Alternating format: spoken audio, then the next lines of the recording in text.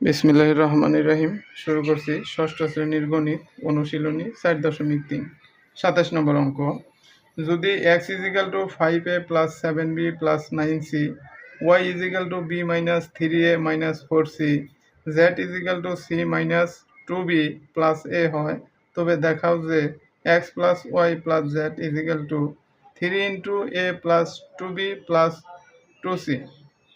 তাহলে আমরা কিভাবে অঙ্ক করতে পারি? দেওয়া আছে, যদি থাকলে দেওয়া আছে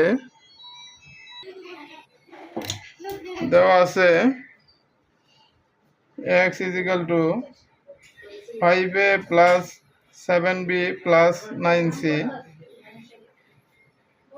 y = b - 3a - 4c, z = c - 2b + a হয়, তবে দেখাও যে সুতরাং বাম পক্ষ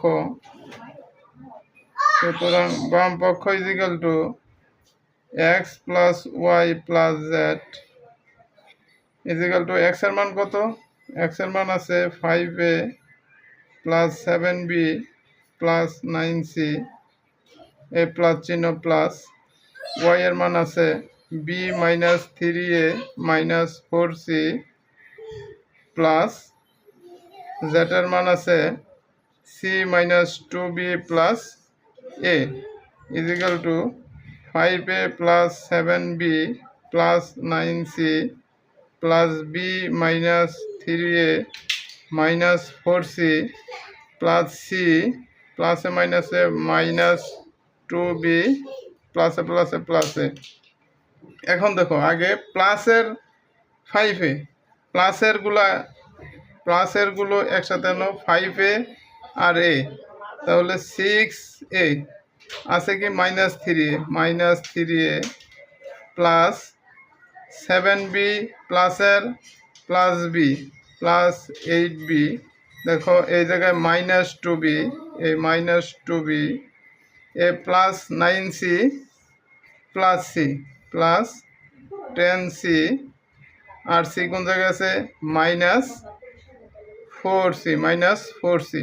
এখন দেখো 6a থেকে 3a গেলে 3a প্লাস 8b থেকে 2b গেলে 6b, a প্লাস 10c থেকে 4c গেলে 6c = 3। যদি আমরা কমন নেই তাহলে থাকতেছে এই জায়গায় a প্লাস 3 দ্বারা 6 রে ভাগ করলে 3 দুগুণে 6, 2b প্লাস 3 দুগুণে 6, 2c। আমাদের প্রমাণ করতে কি বলছে?